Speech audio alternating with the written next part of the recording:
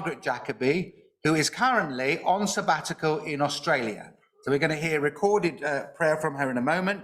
Just to say about Margaret, apart from being the first bat mitzvah here, because of course the Jacobi family, Harry was the rabbi here and the family brought up here,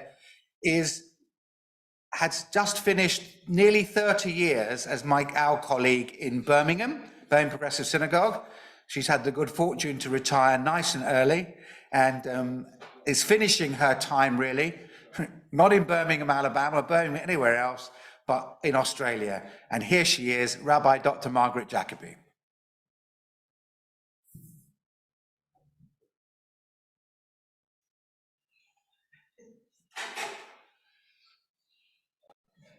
Unusually silent for rabbis.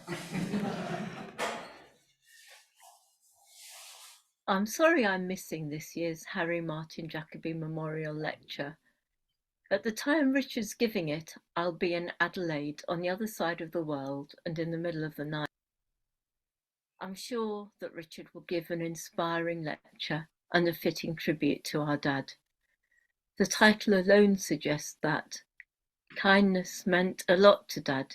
He valued it in others and he practiced it every day of his life. It could be said that kindness was in the essence of his nature.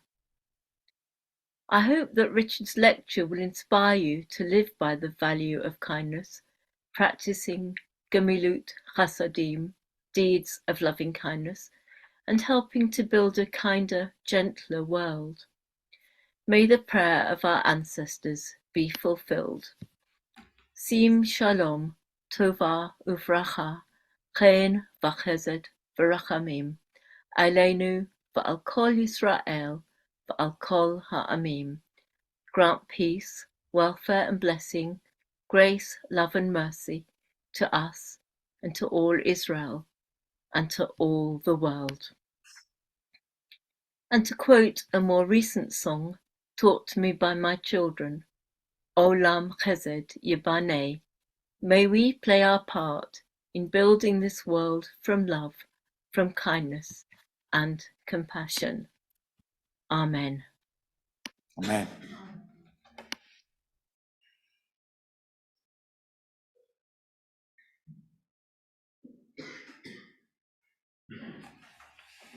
So Margaret, we hope you're asleep since it's midnight in Adelaide. But before I introduce our guest speaker, I just want to say, Richard and I have decided that you're not required to cover your head because it's not a religious event, even though it's a very spiritual event, if I can put it that way. So we're not having a service as such. So be reassured on that. So really, Richard Jacobi needs no introduction to you, but I will say just something very briefly. Of course, had a successful career as a management trainer before he was ordained by the Liabec College, and in that time has served with distinction at, well, one synagogue, then merged with another, and he's got a new synagogue. He's a great man. He started at Woodford, I think was then called Liberal Synagogue. He then merged with the Barkingside Progressive Synagogue, and he now has the easy slips off the tongue, ELELS Synagogue, East London and Essex Liberal Synagogue. I don't need to say any more really to you. Richard, we are much looking forward to your lecture, Why Progressive Judaism Must Restore Kindness. And it is, as Margaret indicated, if there were one attribute, one had to pick one. Indeed, sometimes some people said Harry was too kind, but there's no sin in being too kind. And so, as Margaret indicated, kindness really was at the heart of your dad's, if I might say so, Harry's rabbinate. And so we are thrilled and honoured that you are going to lead us in the lecture and discussion today. Rabbi Richard Jacobi.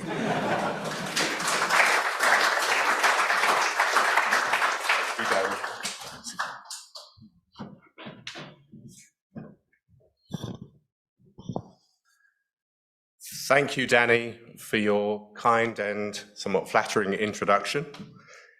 I think my father would have been delighted to see you in this pulpit, given his long collegial relationship with you, and that this pulpit was the one in which he built his rabbinate and enjoyed the longest lasting relationships. Thank you also to the committee organising this lecture for entrusting me with this, the fourth lecture. I'm honoured to be following my sister Margaret and then two peers of the realm, Rabbi Baroness Julia Neuberger and Lord Alf Dubs, both of whom my father greatly respected. Thank you also to everyone who is here this afternoon, both in person and via Zoom, and to special guests, local MP Bambos Charalambos, councillors Nagus Narenthira and Suna Herman, Ruth Seeger, who is here wearing her hat as chair of Liberal Judaism, and I know that Charlie Baginski, the current chief executive of Liberal Judaism, is on Zoom and will be, I hope, marshalling questions from the Zoom congregation, Zoom audience. Sorry, I'm too used to services as well. And please do think of questions to ask afterwards, as there will be an opportunity for those once I've finished speaking. And I often find that questions really do help to clarify some of the things a speaker thought they made clear, but clearly hadn't in some way, shape or form. So it would be a favour to me and to others in the audience if you would bring some questions afterwards. Now, to be a father's son is both a fact and a choice. You don't choose your parents, but I was fortunate with both of mine. The choice comes in what one opts to own from one's parents' stories. So I'd like to begin with owning a part of my dad's story. As many of you will know, the night of the 15th of May 1940 was critical in saving the lives of 74 child refugees in the orphanage at the Burg of Weeshuis in central Amsterdam. My 14-year-old father was one of them, who owed his life to the kindness, the courage of Truus Wijsmuller-Meyer. However, I mainly want to talk about what happened later that night. After the children had boarded the SS Bodegraven in the port of IJmuiden, after the ship set sail just minutes before the Dutch government capitulated, and after the children, Dad included, had to dive for cover as the ship was strafed by Nazi fighter bombers. Out in the English Channel and away from immediate danger, the crew prepared a hot meal for the over 100 people who had been saved from imprisonment and likely death. What they prepared, my dad always told us, was a beef goulash. And I can imagine what the smell of that food was like for hungry, scared children. But they didn't get to eat that meal. The goulash went begging because a rabbi on board declared it not to be kosher and thus prohibited. Dry biscuits and water were all that were allowed for the nearly 5 days until they landed at Liverpool. Now, it won't surprise you after that experience, that my father never really had much store or held much store by Orthodox Kashrut interpretations. I imagine most, if not all of you, are feeling some degree of shock or disgust at that decision, made in the context it was. As we will see, rules and dogmatic beliefs are among the barriers that prevent people from acting kindly. The kindness of Truus Wijsmuller-Meyer and the dogmatic unkindness of someone with authority wielding power will both serve as templates for me in this lecture. I intend to explore with you how it is that kindness has become devalued at a societal level, and how it's also become much harder to practice at an individual level. In their book entitled On Kindness, Adam Phillips and Barbara Taylor contend that, and I quote, "We are profoundly ambivalent about kindness. We love it and we fear it. We feel its absence very acutely, yet we resist our own kind impulses." How we arrived at this point will be the first part of this lecture. In the second half, I wish to explain why it is our task, to restore kindness to its position as a divine attribute that we would all do well to practice. Further, I want to suggest that we need to reimagine kindness in a more rigorous and robust way so that it is fit for the tumultuous third decade of this 21st century. As a key part of this rigor, I will contend that individual kindness can never be sufficient. There must also be kindness embedded in the governmental and corporate policies and actions if a more kind and just society is to be achieved.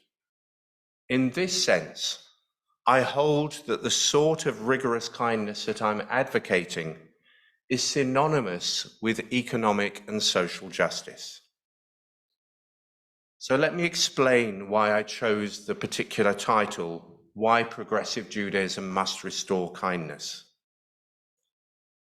Kindness is, and my sister mentioned that in her prayer, a fundamental Jewish concept known through the single word chesed and the phrase gemilut chasadim. The word chesed was deemed untranslatable into a single English word by those charged with translating what became known as the King James Bible. And this led to the fusion of two words to create loving kindness.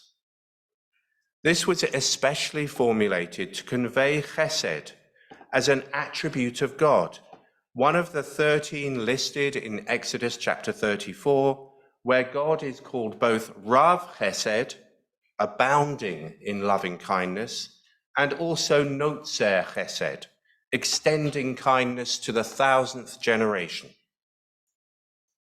If we are ever to emulate God in how we behave, then being kind in what we say and do is surely strongly mandated. Indeed, the rabbis of the Mishnaic period already defined that there is no limit to the amount of gemilut chasadim that any person can do. Now, given that our progressive Judaism has always emphasized the ethical aspects of Judaism, a focus on kindness might be taken for granted. However, we function in a society within which kindness has been eroded, downgraded in its importance, and there are people who even argue that it is unaffordable. Sadly, I feel that we progressive Jews have bought into too many ideologies, economic, political, social, and technological, that have diminished the role and process and practice of kindness. For this, I will argue, we need to go through a process of teshuvah, of repentance, in order to restore kindness to the place that we need it to hold in our priorities. Thus, I feel progressive Judaism must restore kindness. And so in this lecture, I wish to show why and begin to show how. Now, I could make a long, detailed case and spend hours arguing why the UK society is at its least kind reality since at least before the Second World War. I could lament the unmet needs that led to the dramatic rise in food banks since 2010. I could express my genuine horror that warm spaces have had to be created this winter, even in the Archers on Radio 4, no less, to support those worst affected by the current cost of living crisis. I could condemn the transformation from Johnson and Sunak leading Clap for Carers in spring 2020 to Sunak and others driving NHS staff to leave their vocation, or to the desperation of strike action, because they cannot dispense kindness and caring in an NHS of devalued employees and inadequate funding. There is a plethora of examples affecting all aspects of UK society and its economy, all of which are symptoms of the inherent lack of kindness. And I would go so far as to say, there is, in some ideologies, a complete absence of moral fibre, particularly in the political and economic theories of neoliberalism. Now, these ought to have been discredited by the early 1980s, not so much by the sale of council houses, but by the fact that councils were barred from reinvesting the income from such sales into new housing stock. More recently, since 2010, the fundamental attacks on the dignity of each and every human being, and perhaps especially those on lower pay or receiving state benefits, ought to have been castigated. Yet neoliberalism is still not completely discredited, and that is a tragedy.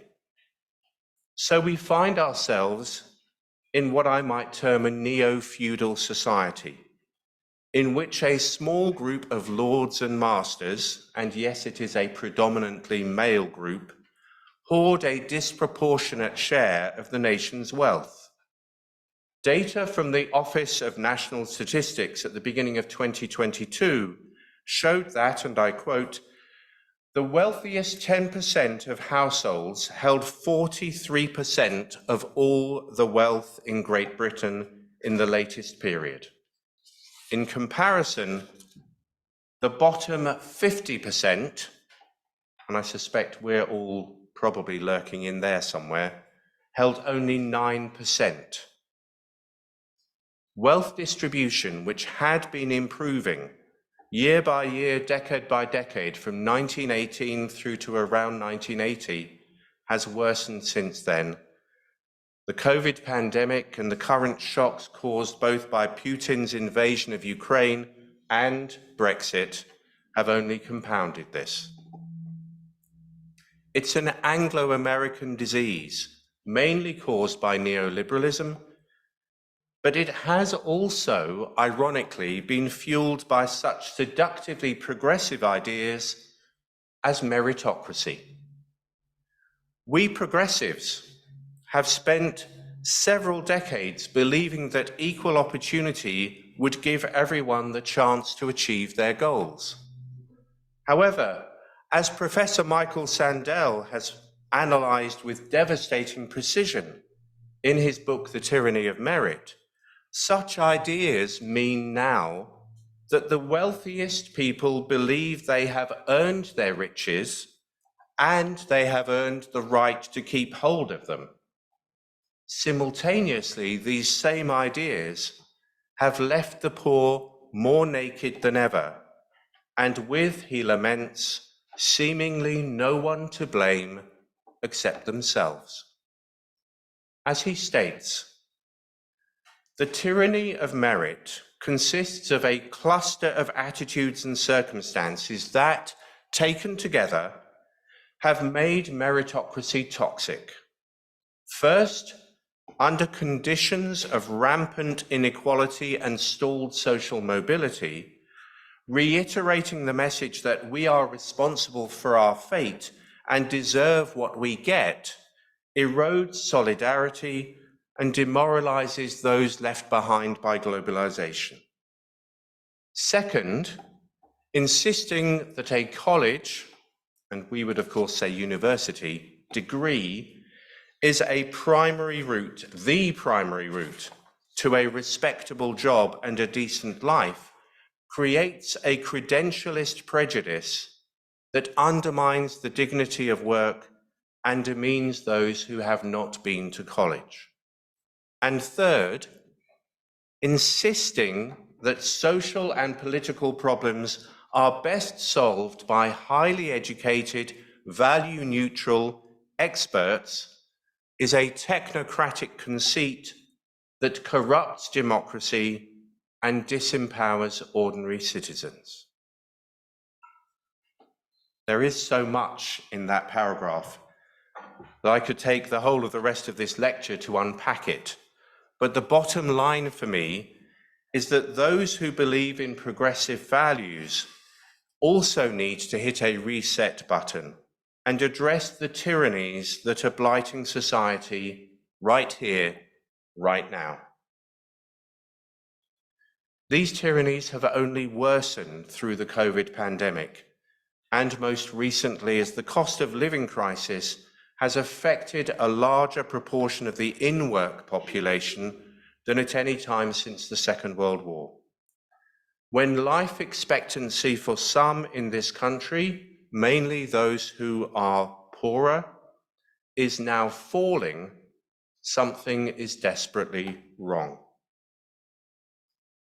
So turning now to our individual ambivalence about kindness, as Phillips and Taylor have put it. For the past 40 years, our roles as individuals have, I would suggest, been reduced to precisely two. Our first role is to add to the service of the idolatrous worship of economic growth by being an active, spending consumer. And if we spend beyond our means, that is commended in the warped values system because that adds to GDP. Currently, here in the UK, the biggest question seems to be whether or not we go into recession, not whether our society is, by any balanced scorecard of measures, in good shape. While consumers seek cheaper prices, we also force down the costs of suppliers, which means wages are under pressure. And this plays into the second role, which is forced upon us.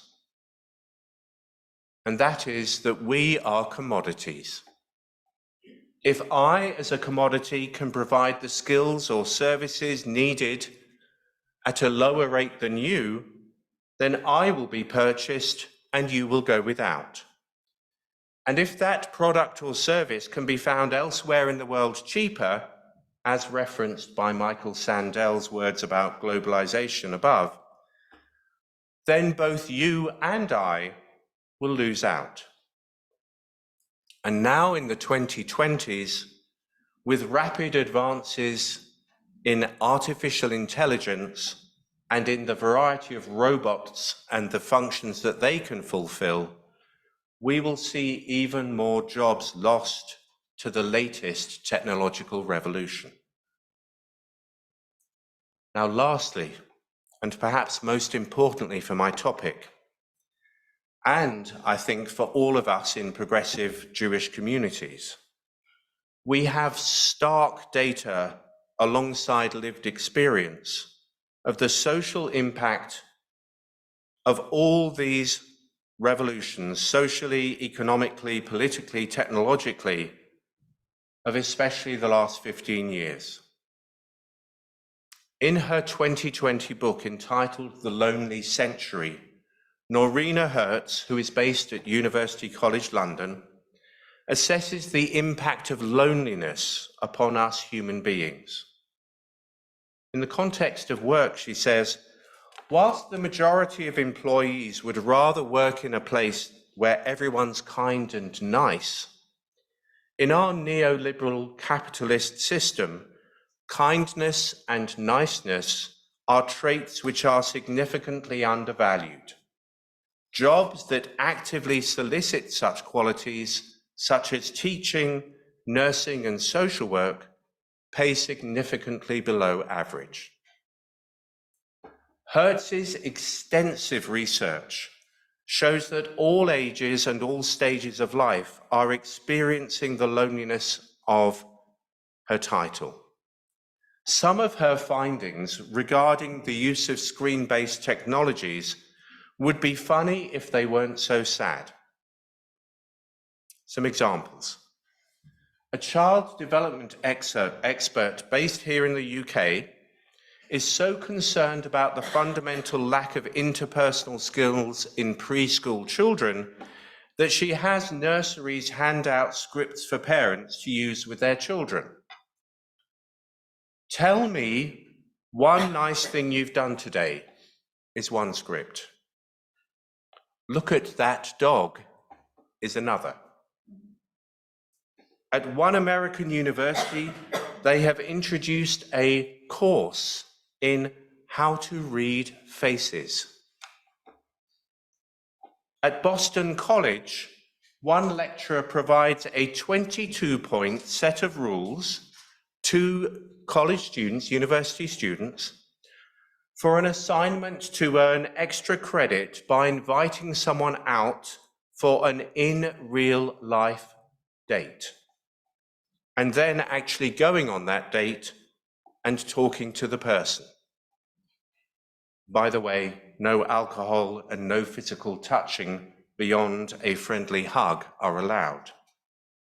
Teenagers and young adults are literally scared to come out from behind the safe familiarity of their screens.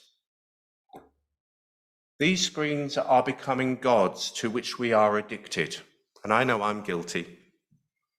Partly because every app is deliberately and meticulously designed to draw us in.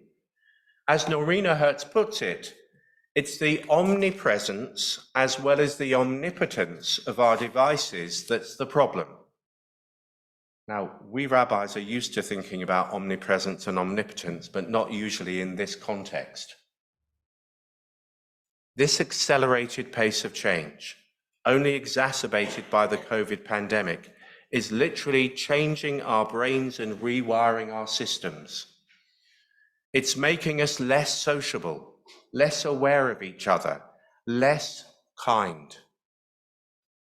Given that loneliness kills, and there is plenty of evidence to back this up as being an unpleasant fact, herein lies the urgency for me that warrants the must of my lecture title.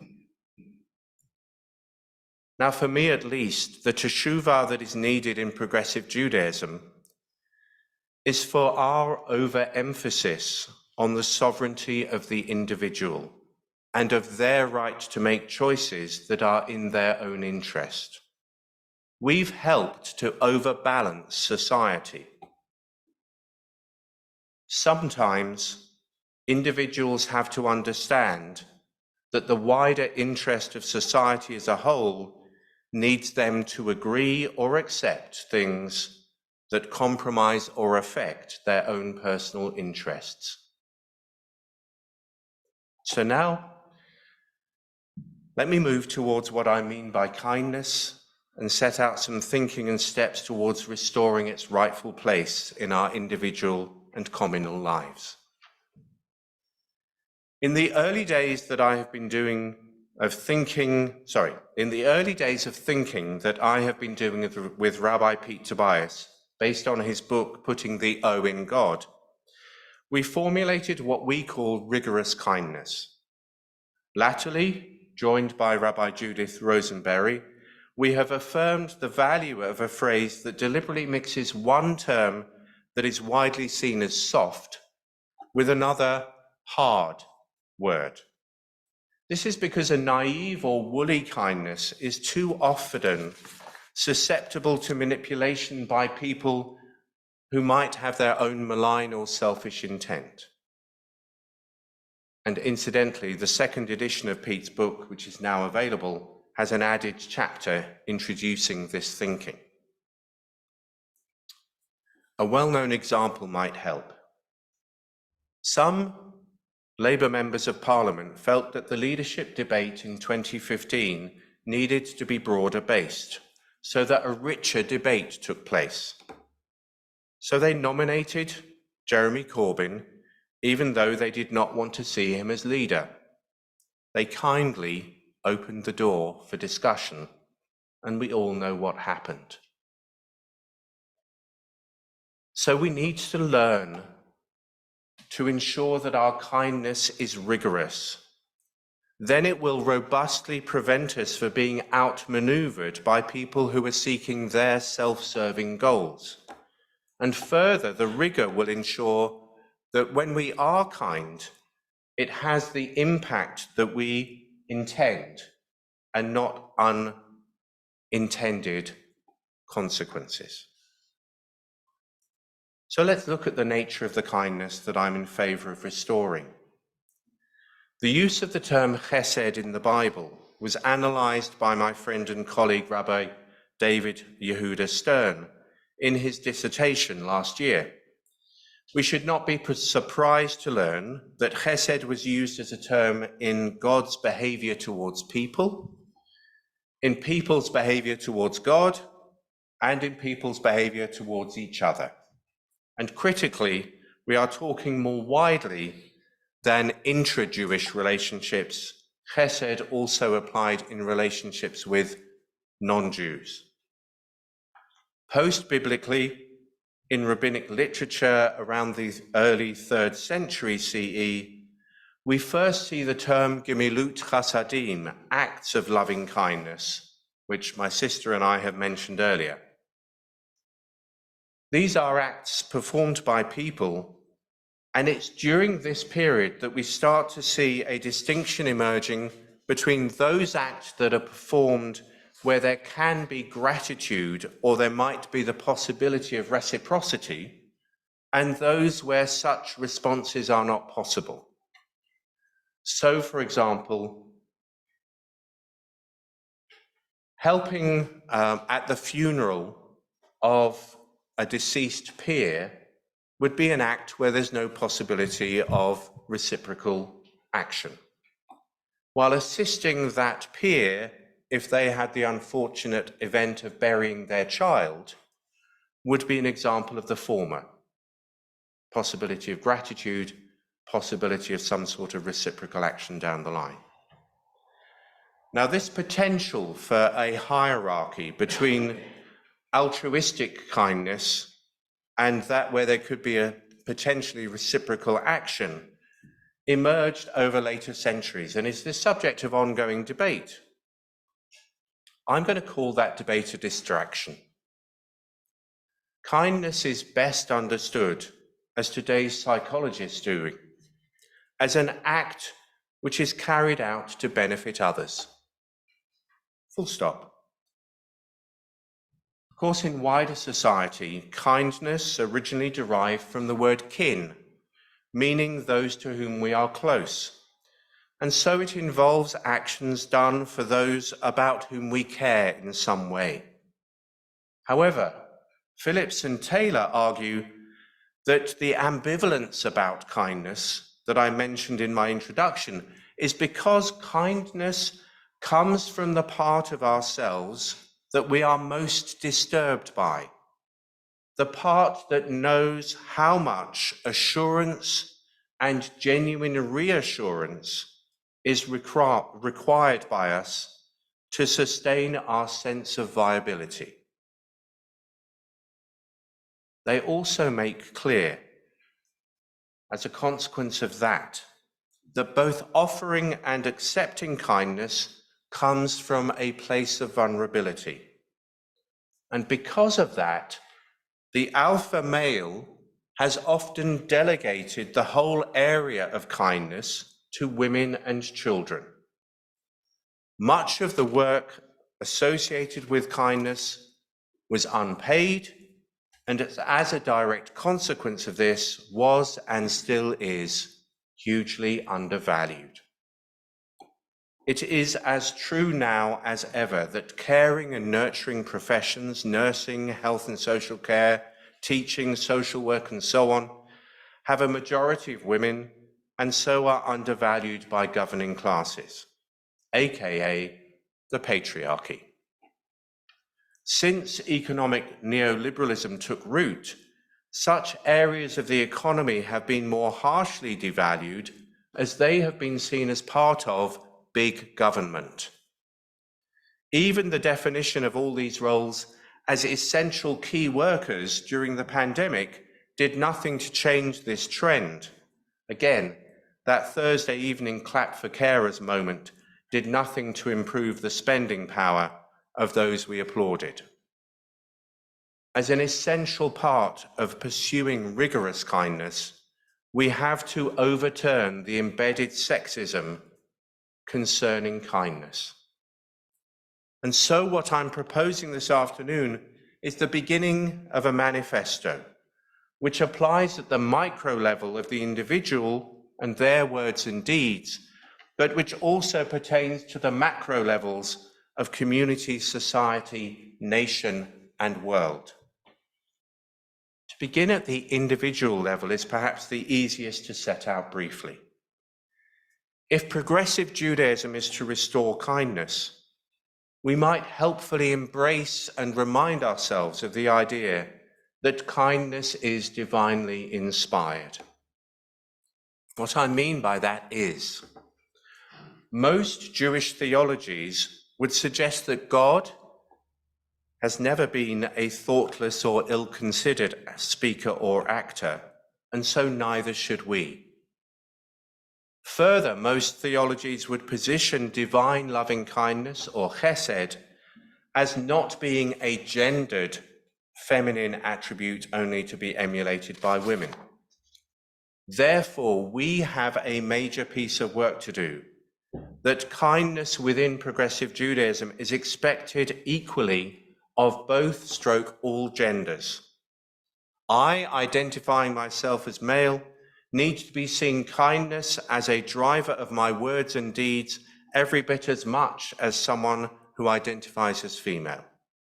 Restoring kindness has to be about ending that negative feminization of kindness individually and at broader levels.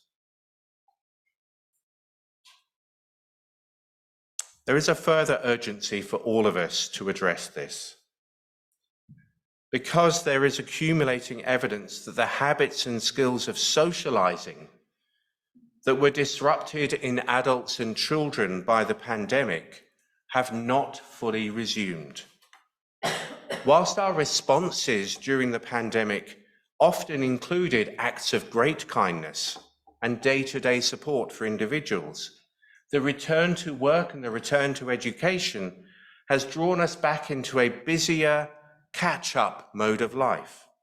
More deeply and significantly, so many of the trends I've discussed earlier are pushing and pulling us away from what used to be the norms of community and civil society.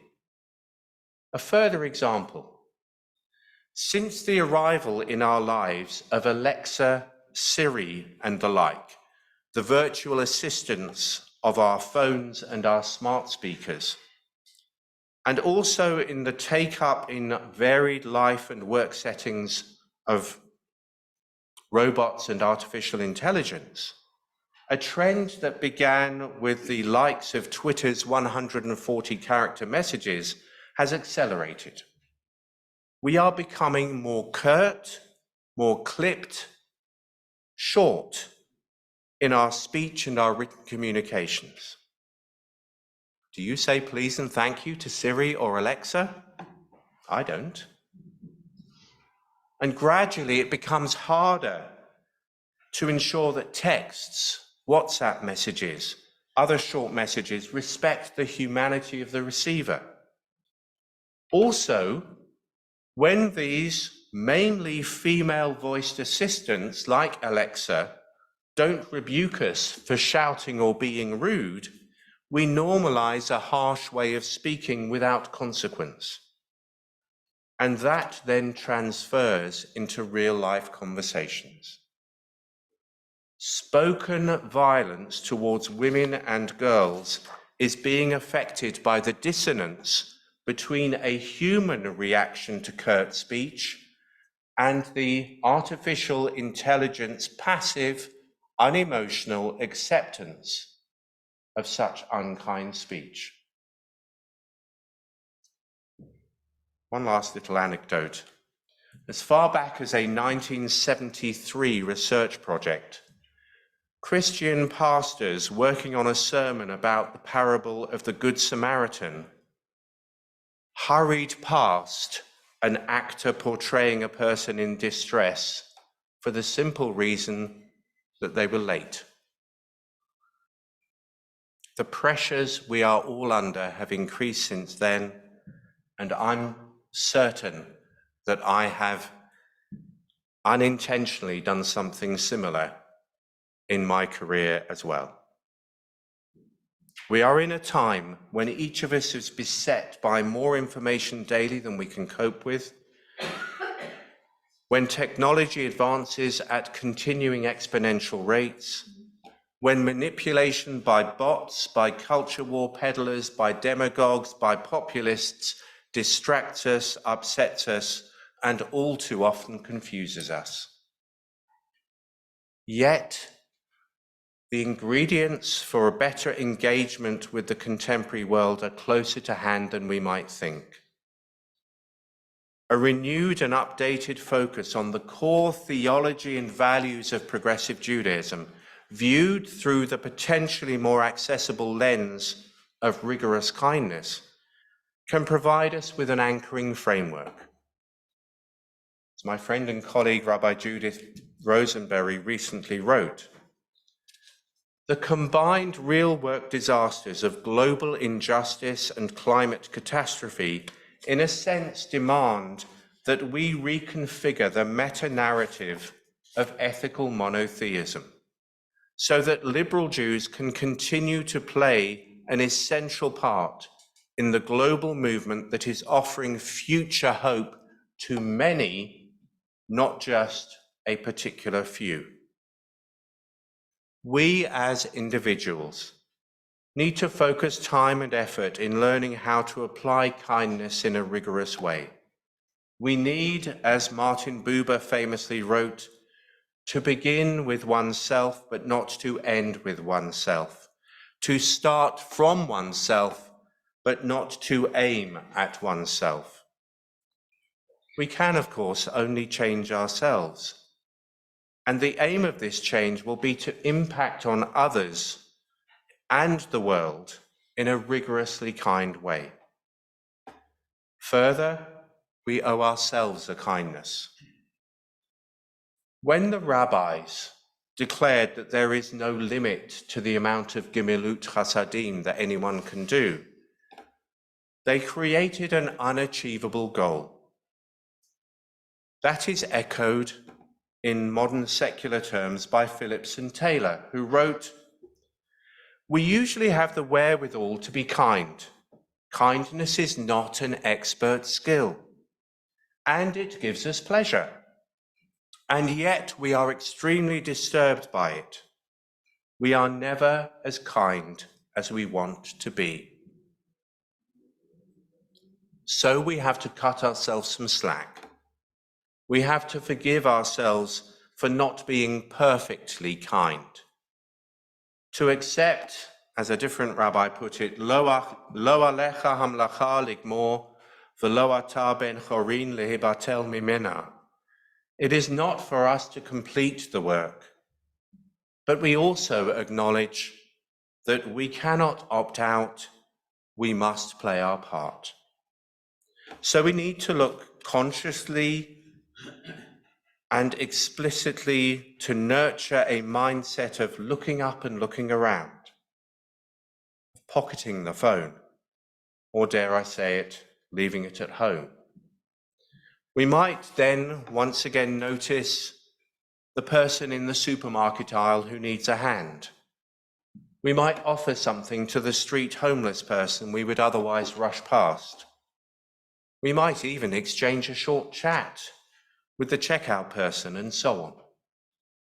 If we choose, we might then graduate from the micro exchanges of everyday kindness to more planned and cooperative kindness, which is the stuff of community and, in our context, synagogue life. In every context I have witnessed of synagogal kindness, those giving gain as much as those receiving. and our task is to invite and ask more people to engage with the provision of kindness. Further, as Rabbi Harold Reinhardt told the Reform Jewish movement back in May 1956, the purpose of having a religious society, and most of all a Jewish religious society, and here he means a synagogue community, is to affirm the possibility of the growth of kindness and the growth of humanity, and to provide a pattern for society as a whole. These are but some examples of the mindset. We might even suggest the theology of rigorous kindness. We are in effect suggesting that the ethical monotheism of modern progressive Judaism from the late 19th century onwards is even more relevant to the challenges of today's world.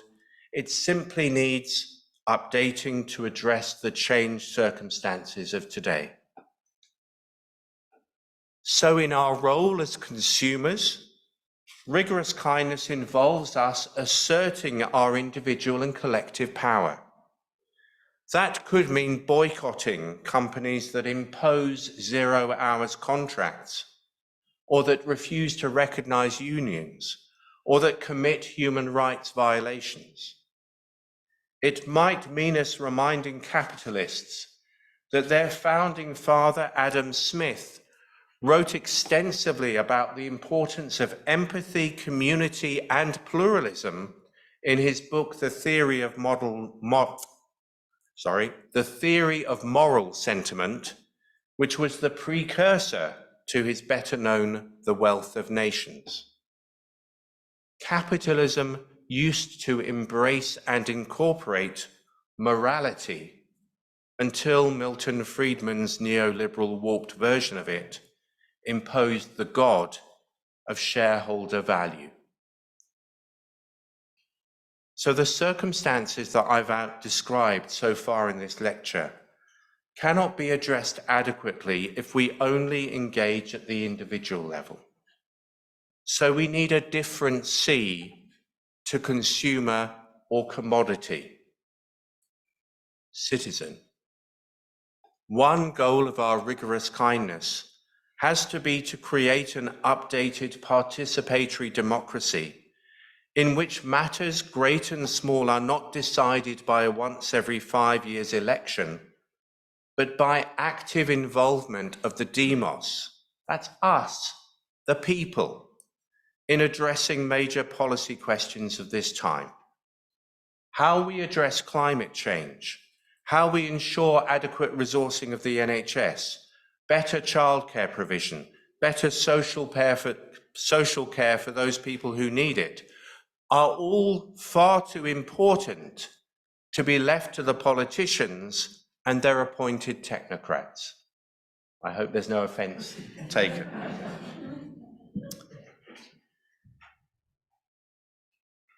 The appointed technocrats, of course, is a wording that Michael Sandel, whom I mentioned earlier, used. All these complex problems warrant systemic solutions that come best from us as people, the people of the country, through facilitated and informed assembly or commission type processes.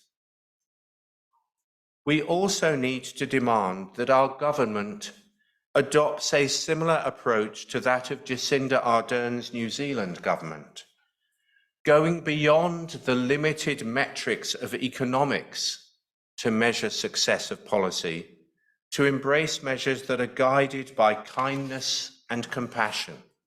And these could include life expectancy, environmental protection, education, trust in government, the health and well-being of the citizens, all of which could be part of a balanced scorecard.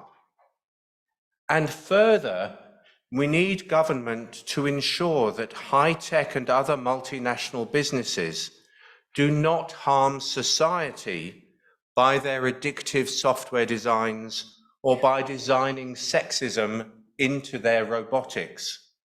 or by manipulative algorithms.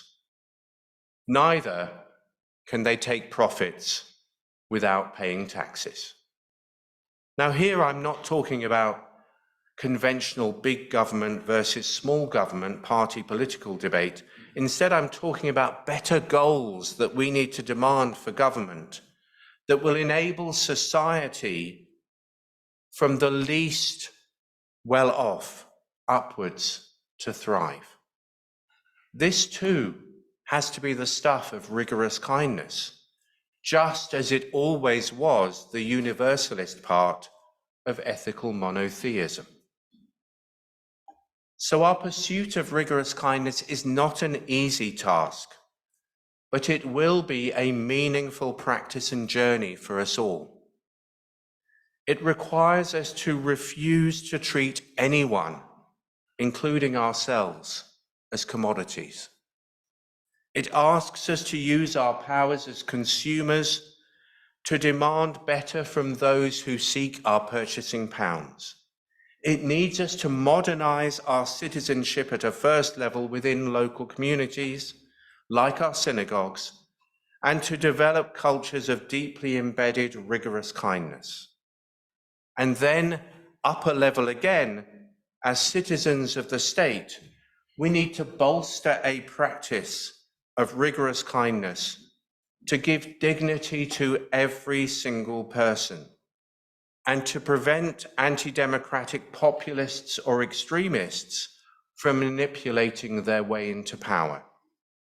It asks all of us that we emulate to some extent the courage, nay chutzpah, of Truth Vice Meyer when she first stood before Adolf Eichmann in late 1938 and secured the right to save Jewish children and made the Kindertransport possible. The same courage that secured the buses and the boat through which my teenage father was saved. The same courage that we all have within ourselves and that we can bolster in each other. As we traditionally say, Chazak, Chazak, v'nit chazek, be strong and let us strengthen one another. And so in conclusion, I hope you will never find yourself in a boat of any size escaping for your life. I hope you will never face a dogmatic, inflexible rabbi who prevents you from eating a prepared dinner. I hope you will join me on a journey emulating Truth Vice Meyer and my late father, of restoring kindness as an essential component of a healthy and happy individual life, family life, friendship group, synagogue or other community group, and even up to the levels of the country and the world. Tirtzu ein zo agada. If we will it, it is no dream.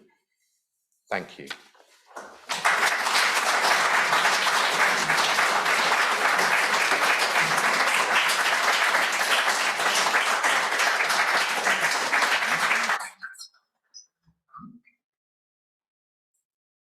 I think we're pretty much running about time. So we have roughly 15 minutes for questions. There'll be questions that are coming from here in the audience. Michael is going to, I think, look to facilitate those. And also some questions from the Zoom audience as well. And I think Charlie is going to help facilitate bringing those to us. Michael, you might want to grab the microphone or come up here.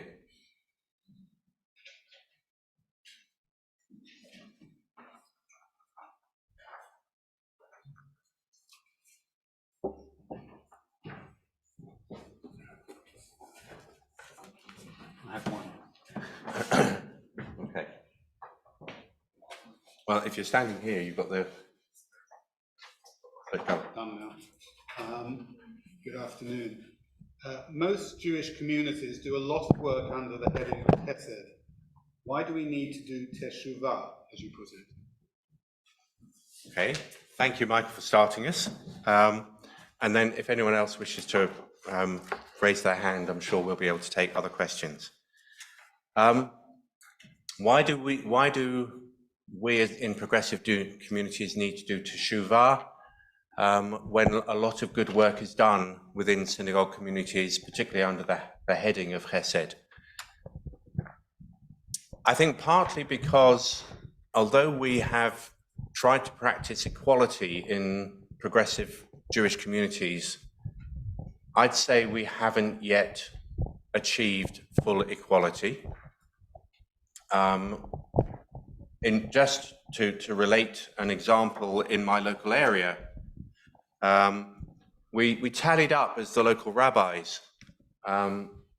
In this year, we have a grand total between 3 synagogues of 14 bar mitzvahs and 2 bat mitzvahs.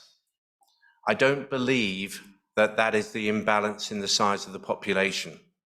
I simply believe that amongst progressive Jews, for example, there's still a boys must or should, girls might opt to. Okay? There's still too much embedded sexism in what we do in our communities. So that's one part of it. The second part of it is I think that part of we have bought into some of the modern trends in society about which I made reference in the lecture, I hope. And we need to reconsider those. We need to reconsider our relationship with those. And that might mean root and branch overhaul. You know, how do we run our membership systems to make sure that they're fair and equitable, and don't leave those people paying less than the set subscription rate feeling like they're reliant on the kindness of others, rather than people feeling that they are contributing what feels affordable at all different levels in society. So we've still got constructs that don't really extend kindness to all members equally according to their wealth and well-being. So I think we've got to look at a number of our systems and decide how well they live out our values. And I think if our values really are anchored in kindness, then we're going to have to make some changes that may feel very uncomfortable because of the power of the status quo. Hope that makes sense. Are there other people here? Yes, I can see 2. Jenny first. Hi. I don't think I heard anything about minimum standard or minimum. I was going to say minimum wage, but I didn't really mean minimum wage. I really meant the minimum that a society wants individuals to have in order to be able to both survive and thrive. You made no comments about that side of things. I was particularly taken by your comments about us getting more unequal rather than less since the 1980s. So I just wanted to add that dimension as a query as to whether there is a whole area of minimum income in order to play a part in our society. Thanks, Jenny. Fascinating question. Should we take the second question as well and then see if there's any overlaps? Okay. So thank you. I think you're also waiting. Yeah, so we'll take all 3 and then see where we go. And then perhaps after these 3, would it work to go to the Zoom audience, perhaps? Yes, Ruth. So, kindness, I thought, and I think you said it, it's about, it's not about an attitude, isn't it? And it's, well, I think if it is about people making the right choices. So if it's imposed on us, or actions are imposed on us, which sometimes they have to be, I get that. Is that kindness? It's not I'm not saying it's wrong, but it doesn't feel like kindness. Kindness seems essentially something that comes from individuals to others. to make the right choices. So, you know, we have choices in the supermarkets of what to buy. Perhaps we, you know, we should buy the organic or the what the fairly traded, but that's a kind act, I think. So I'm just, I suppose, asking about differentiating between actions that other people think are kind imposed upon us and the choices that people make, because they can have a huge amount of impact in us choosing right. I think I've got that. When I answer, you'll find out, okay, if I did. Thank you, Ruth. Thank you. I want to really continue from your example of Jeremy Corbyn's election. It does seem to me that kindness is really, really open to misuse politically. I think of the present government and their proposed laws on the small boats, which they justify through being kind to the people that would possibly drown if it were not for their laws. And there are other examples where kindness, I think, almost evades political responsibility. So, I mean, my feeling is that actually it's not for nothing that kindness isn't generally considered to be an important part of discourse, political discourse. The reason why it isn't is because it's not actually a particularly useful concept. Okay, interesting, very interesting question. Thank you. So briefly, let me take those three. I think, Jenny, your point about whether you call it universal basic income or living wage or some aspect of that, yes, I think we need to be engaging with questions around that and exploring those. And it's a sadness that, if you like, those things seem to be very marginal. Ensuring that there is a viable living wage, and the real, and they had to put that adjective in because the government purloined the phrase living wage. The real living wage is set by looking to ensure a basket of commodities and a basic level of living can be in existence. Recently, I was looking at the figures, and the number of synagogues, for example, that have just signed up to be living wage employers, and that extends to other faith centres as well, is actually relatively small. And that seems a sadness, you know, that we're not leading by example by being living wage employers. Just a small example, in my own synagogue, the fact that we do that means that we just have to watch when our young teachers hit 18, that we have triggered that, and we're keeping to that.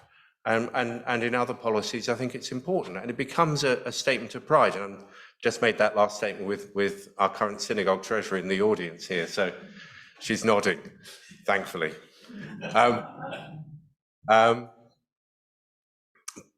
But in ensuring that there are basic incomes. Now, trade unions are having to adjust to this sort of thing, because how do you deal with the atomized workforces of an Uber, for example, or all the delivery services? And they're trying to address those approaches, and we need to dignify those approaches if we're to dignify the people who are doing that work. So supportive, yes. Couldn't cover everything, so I'm sorry I didn't cover that. But thank you for the question. Ruth, I'm going to come to yours third, if I may, and pick up Jeremy. Yes, sorry, I should have known, but I forgot. Thanks, Jeremy. I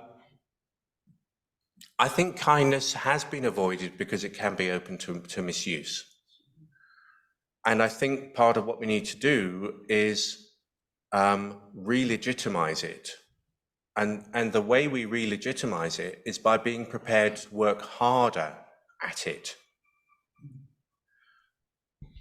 we need to become more sophisticated in interrogating what is genuinely kind and being able to distinguish between what is genuinely kind and what is seemingly or claimed to be kind.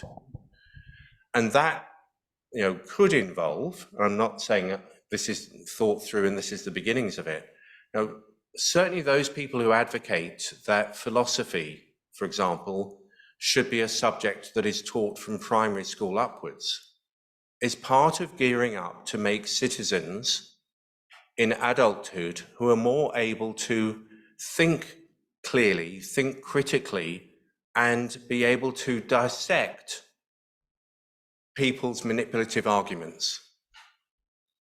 And so, we need as a society to be prepared to take on those sorts of concepts, because we should be able to distinguish between something that is stated as kind and something which genuinely is kind.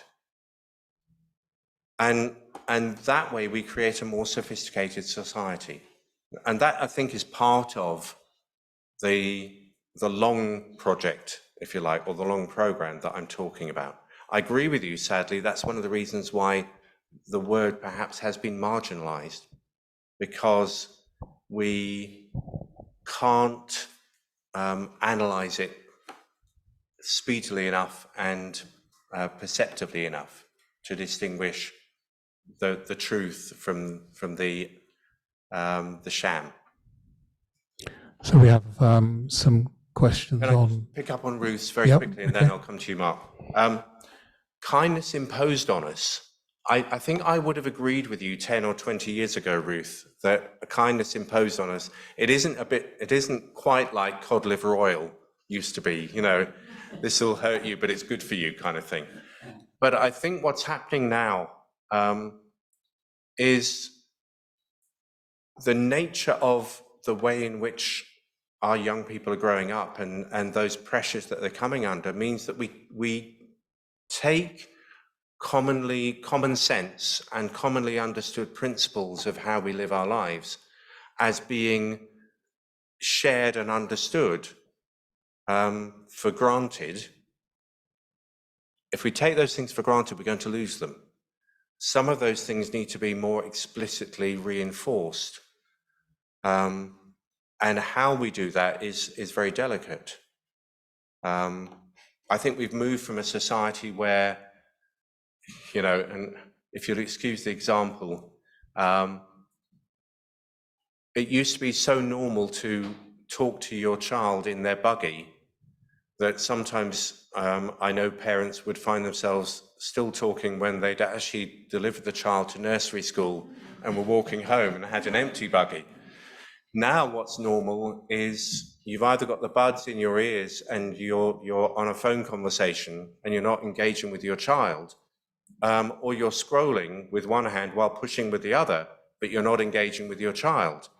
And I can see my eldest, who's a head teacher, primary head teacher, nodding his head, because that sort of dissociation is, I think, breaking down children's readiness for education and so on. So I think norms that were understood, we've got to wise up really fast, because the pace of technological change is taking away those norms. And that's not, we can't afford to be Luddites or adopting an approach that is saying turn the clock back. We've got to modernize our responses to the fast pace of change. And I hope that helps. So some of those things may need to be imposed in order to preserve the good of society. Otherwise, we're going to fragment further and further. And that's, I think, part of the balance that liberal Judaism and Reform Judaism, progressive Jews all around the world need to pick up, is that if we allow individual discretion and individual sovereignty to continue carrying on in the trend it is, we are going to fragment and break down commonality in society, and the common good is going to be dead. And that's not because of these pressures, it's because we've allowed it to die. We haven't intervened. I hope that addresses your point. So we've got three people on Zoom would like to ask some questions. First, we go to Alex Boyd, who is member of Wessex, also on the board of national officers. Yes, hi. I'm a town councillor, and as you rightly said, we need more women in politics. The problem around that is that meetings get held by retired people who have got all the time in the world, and they meet at times which aren't good for mothers. But mothers are in the thick of it. We've got our feet on the ground. I mean, ours is just grassroots politics, town councillor. You know, I have an open door policy because I'm disabled myself. And, you know, I need to speak to the social housing residents on our estate because their voices are rarely ever heard in the council chambers. They don't turn up because they think no one listens to me anyway, which it used to be. It's not like that anymore. I think we are making progress here. Also, I would like to say LJY Netza is one of the best things for your children to go and learn feminism, kindness, and all of that, how to talk to each other, how to communicate, best thing ever. And much to the amusement of my daughter, I say thank you when I have put my shopping through the belt thing at Tesco's, and she goes, "Oh, Mum, what are you doing?" But, you know, I've been brought up to say please and thank you, so I say please and thank you to these things too. Thank you. Yes. There is an important question there that I will pick up absolutely about how we allow democracy to be embracing of the different groups. That's where you started. Thank you. We go to Dr. Peter Calvi. Yeah, thank you. Hello, Peter. Rabbi Richard. Hello, wonderful talk again. In the context of radical kindness, I'm going to use those terrible words, tikkun olam. Now, in this context, are we talking principally of a socio-political act of changing the world? Are we, and this includes the idea of creating socio-political coalitions, coalitions with pressure groups, coalitions with organizations we may not ordinarily have much connection or contact with. What determines that, and what's the context in which radical kindness would inform that sort of thing? Okay, thank you, Peter. I'll come to that one, and let's take And Rabbi Daniela Tuati. Hello, Richard. Hello, So nice Daniela. to see. I couldn't miss it, and it was really great, very inspiring. So my question is, I know for decades, liberal Judaism was very fond of social justice, and this was the main value. And how do you articulate this kindness with social justice? Is it included? Is it, how do you, you know, differentiate, articulate both things? Thank you. Because we spoke about, for example, wages, minimal wages, which is for me something about social justice. But anyway, thank you very much. Thank you, Daniela. That's a lovely question to finish with, and I'm delighted to hear your voice. It really is a pleasure. Just to add, finally, from the Zoom, there's somebody who has asked if respect might be a better term. Okay, thank you. I mean, so let me pick up both of those.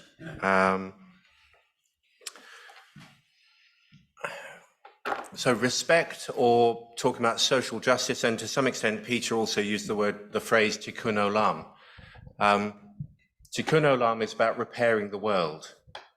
One of the differences, I think, between talking about kindness and talking about justice is that justice is a concept that is very different, very difficult to scale. And what I mean by that, and listening to Dragon's Den on a Thursday evening, the Dragons will talk about a business being scalable from small to large. That's what they're interested in. In some ways, we can understand justice in the large scale.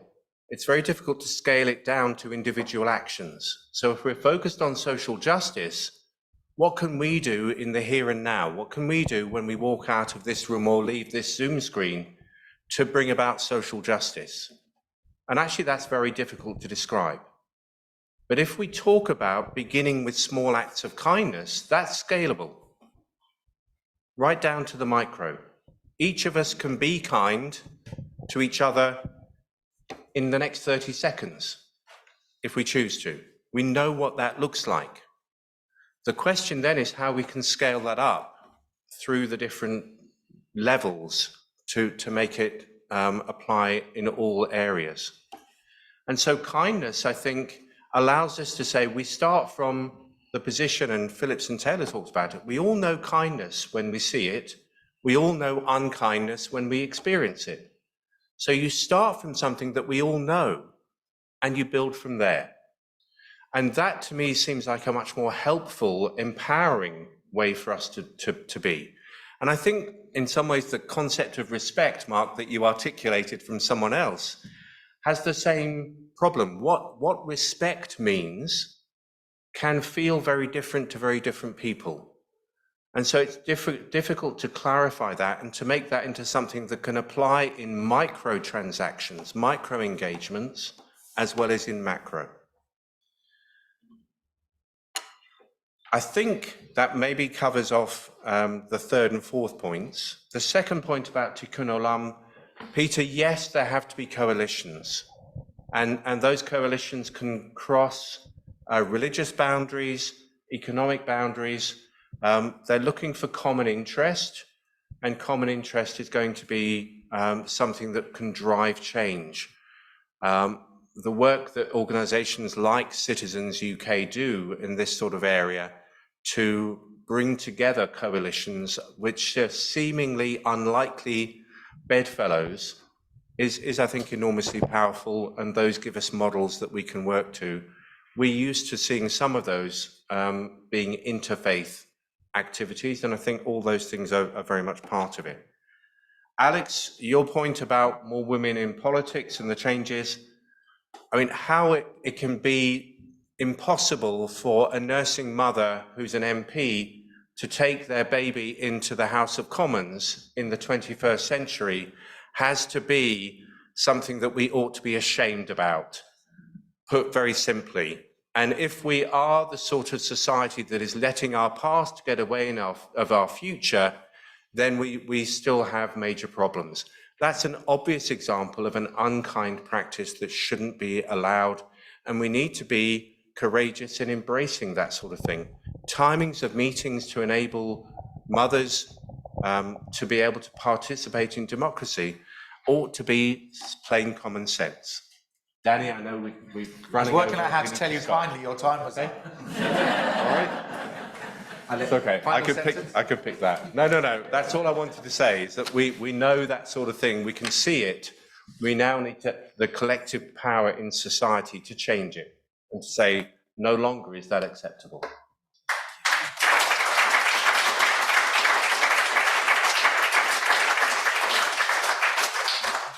Deputy Mayor, Member of Parliament, Mayor-elect, Councillor, friends, I don't want to tell you how old Richard is. If I tell you we have known each other for 50 plus years, and his son flew, and he was a teenager. And he was a teenager.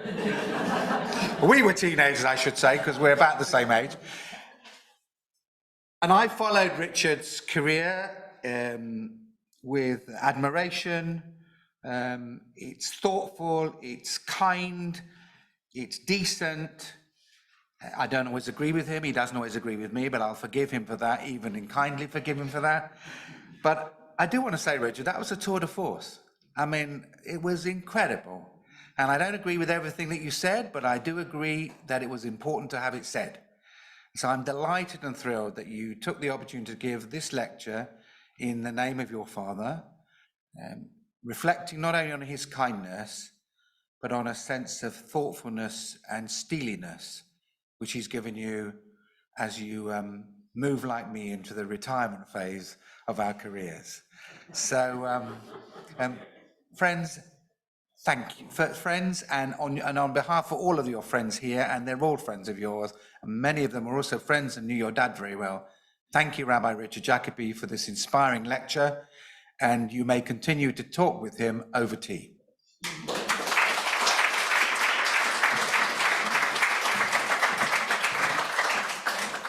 Hello, I'm Mark Shaw, I'm Chair of Southgate. So I just wanted to say that thank you very much for your talk as well. And it's clear that kindness embraces lots of different facets and there are lots of opinions. For me, in the community here, kindness is about what we do here, but what we also do with others in our wider community. And that's why we've started and embarked upon this year with collaborative events with other liberal and reform synagogues. And we've got events coming up where we're collaborating quite heavily with Finchley Progressive Synagogue, and look out for that. And we'll be having events there and here. And I think that's very important. We're collaborating with Shaarei Tzedek Reform and Edgware and Hendon to put on a Yom HaShoah play at JCOS in Barnet. So that is really exciting and it's worth attending. That has a break even of 200 people. So we need everyone to come along to that, and so on and so forth. For today, this is the fourth lecture, and it would not have happened were it not for a very small band of dedicated people who have organized, put it together, and discussed the minute detail, led by Sue Jessel and Phyllis Friedman and Tony Anvona, and a few of the rest of us. So firstly, thank you to them for organizing this event. And we must also thank Barbara Martin and the House Committee, who are responsible for your tea, which I will explain where it is in a minute. So thank you very much to them. If you feel moved by anything you've heard, there is a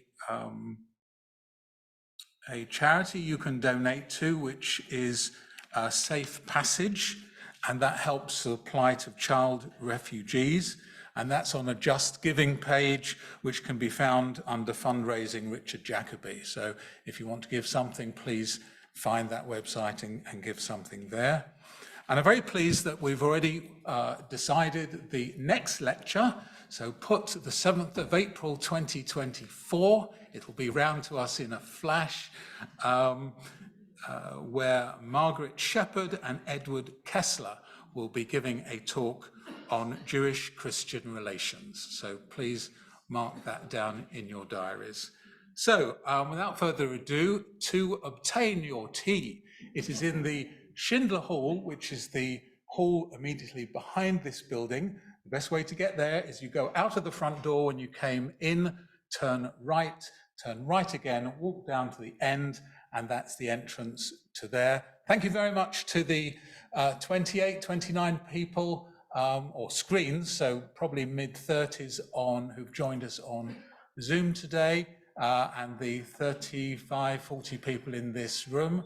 So and now my phone happens to go, so we'll ignore that. So thank you to everyone, and so those people on Zoom, next time, if you want your tea, you have to be here. So thank you very much. Oh, sorry, and thank you to Phil for manning the tech desk at the back there. Thank you.